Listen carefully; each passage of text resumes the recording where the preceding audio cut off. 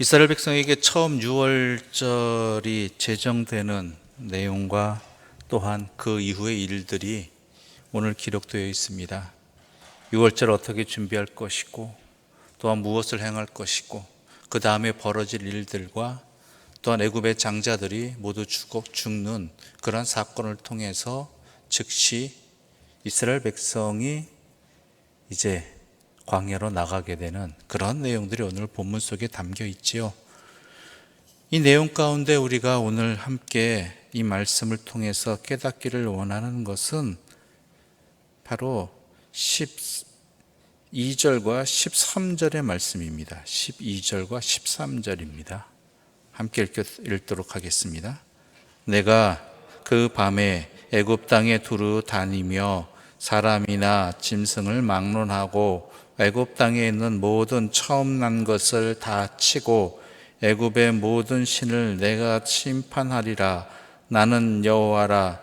내가 애굽 땅을 칠 때에 그 피가 너희가 사는 집에 있어서 너희를 위하여 표적이 될지라.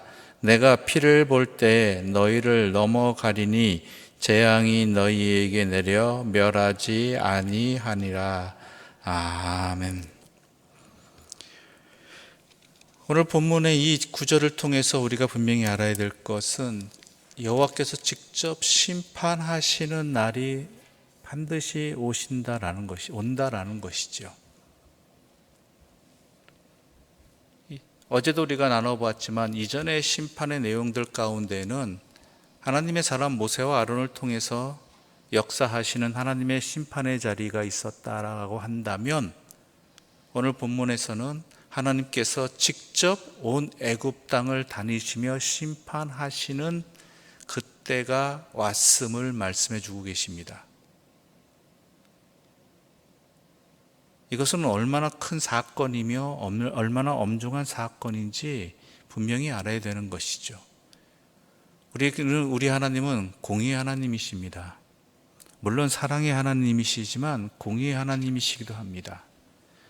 그래서 우리 모두는 그 누구도 예외 없이 여호와 앞에 서게 됩니다. 왜요? 심판받기 위해서.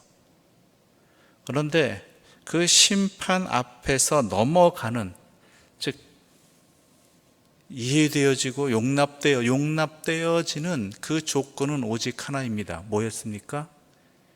유월절 어린 양의 피라는 것이죠. 유월절 어린 양의 피. 오늘 우리들에게 무엇이겠습니까? 오직 예수 그리스도의 보혈뿐이라는 것이죠.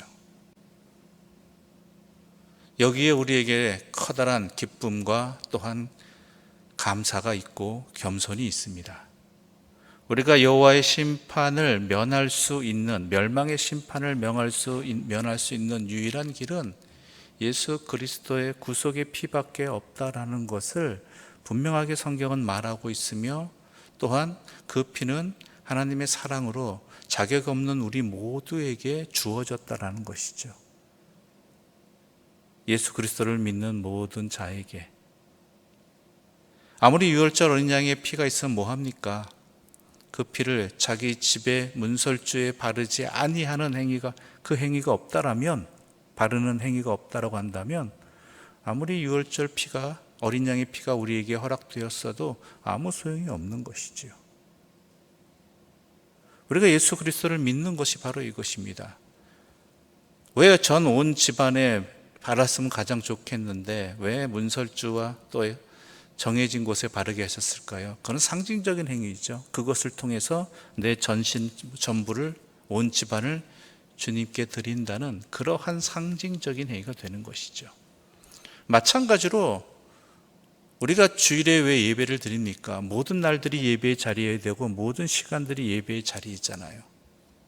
그것을 상징하는, 내 모든 삶은 다 하나님의 것이고 하나님의 백성으로 살아갑니다라는 의미를, 하나님을 예배하는 삶으로 살아간다는 의미를 담고 있는 상징적인 행위가 바로 주일의 예배와 또한 정해진 예배의 자리가 되는 것입니다. 오해하지 마십시오. 착각하지 마십시오. 주일 예배만 드리면 다 된다? 나머지 삶이 하나님의 백성답지 않은 삶을 살게 되지 못한다면, 예배자로서의 삶을 살지 못하게 된다면 그것은 요식행위에 지나지 않는 것입니다.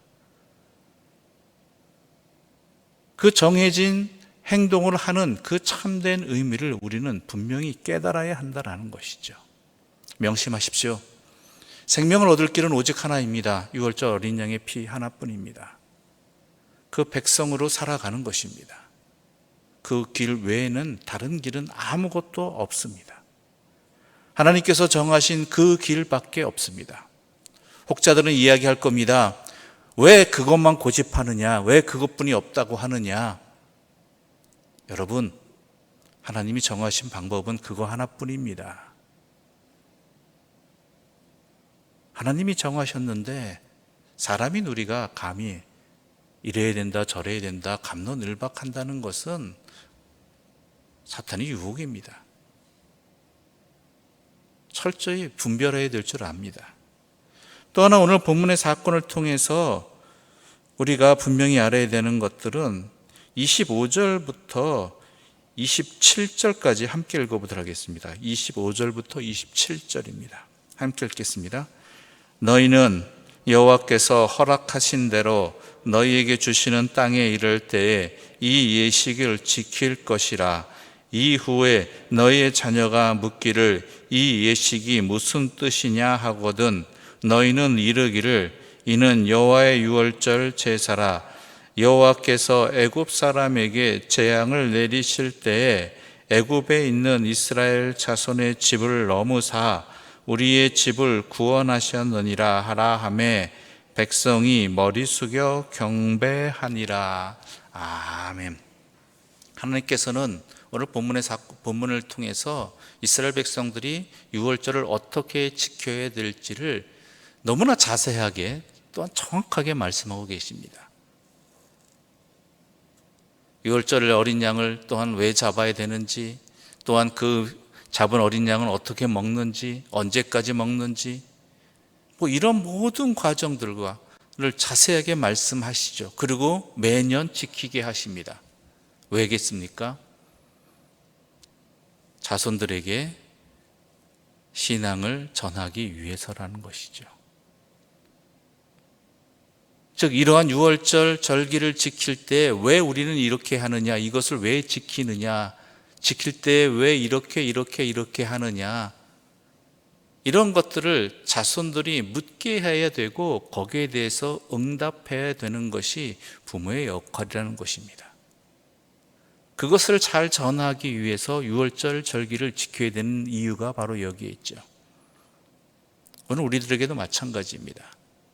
우리는 예배를 드립니다. 주일날 예배를 드립니다. 물론 다른 날의 예배도 있지요. 대표적인 경우가 주일의 예배이겠죠. 그렇다면 여러분들은 여러분 자녀들에게 왜 주일날 예배를 드리는지, 이 예배를 통해서 하나님께서 왜 우리에게 이 예배를 이렇게 드리게 하셨는지를 제대로 가르쳐주고 계십니까? 교학교 교사들에게만 맡기고 있는 것은 아닙니까? 아니면 본인도 아무 생각 없이 습관적으로 예배 드리면서 이 예배 속에 담겨진 의미를, 왜 예배를 드리게 하셨는지에 대한 그러한 정확한 이해 없이 그저 발걸음을 옮기고 또한 집으로 들어가고 있는 것은 아니냐라는 것이죠. 여러분, 하나님께서 이 날을 지키게 하시고 이 날의 예배라는 이것을 통해서 우리에게 이 날을 지킬 수 있도록 하신 의미가 반드시 있다라는 것이고, 우리는 그것을 자녀들에게 가르칠 줄 알아야 한다라는 것이죠. 아무 말하지 말고 드려, 그것이 끝이 아니라는 것이죠. 하나님께서는 분명히 명령하셨습니다. 너희가 왜 이 절기를 지키는지, 이 절기를 지키는 의미가 무엇인지 너희 자녀들이 알 수 있도록 대답하고 설명하고 이해시키라는 것이죠. 그게 신앙입니다. 우리의 삶의 자리에서도 예배가 어떤 의미인지, 나에게 있어서 내가 예배 드려서 어떻게 복을 받았다, 어떻게 됐다, 이게 아니라 하나님께서 원하시는 것이 이 예배를 통해서, 이 예배를 드리게 하는 행위를 통해서 왜 지키게 하셨는지, 이런 것들을 제대로 가르칠 수 있어야 하는 것이고, 그것이 그 가족 속에서 공유되어야 한다라는 것이고, 그것이 신앙이 전파되어지는, 내 자녀들에게 이어지는 복의 길이 된다라는 것입니다. 하나님은 그 은혜를 우리에게 허락해 주셨습니다. 그 사명도 허락해 주셨습니다. 그 사명을 우리 또한 잘 감당할 수 있기를 바랍니다. 그것이 생명의 길입니다. 진정으로 내 자녀들이, 내 사랑하는 자녀들이 하나님의 심판 앞에서 면할 수 있는 길이기도 하고, 하나님의 자녀로서의 참된 복된 삶을 살아갈 수 있는 길이기도 합니다. 그것을 분명히 아시고, 우리 또한 우리의 신앙의 자리들을 잘 살펴보고, 또한 내 자녀들에게 잘 전하고 이해시킬 수 있는 준비된 신앙의 선배들 되시기를 간절히 소망합니다. 기도드리겠습니다.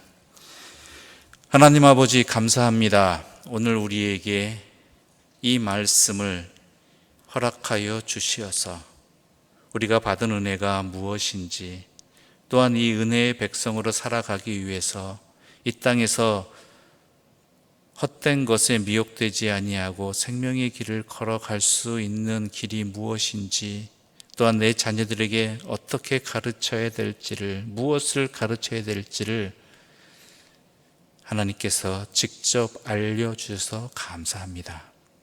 이 말씀 앞에 우리가 삶으로 아멘하게 해주시고, 내 자녀에게 삶의 본을 보이는 부모된 자들, 먼저 주님을 믿은 사람들 되게 하여 주시옵소서. 예수님의 이름으로 기도드립니다. 아멘. 하늘에 계신 우리 아버지, 아버지의 이름을 거룩하게 하시며 아버지의 나라가 오게 하시며 아버지의 뜻이 하늘에서와 같이 땅에서도 이루어지게 하소서. 오늘 우리에게 일용할 양식을 주시고 우리에게 잘못한 사람을 용서하여 준 것 같이 우리 죄를 용서하여 주시고 우리를 시험에 빠지지 않게 하시고 악에서 구하소서. 나라와 권능과 영광이 영원히 아버지의 것입니다. 아멘.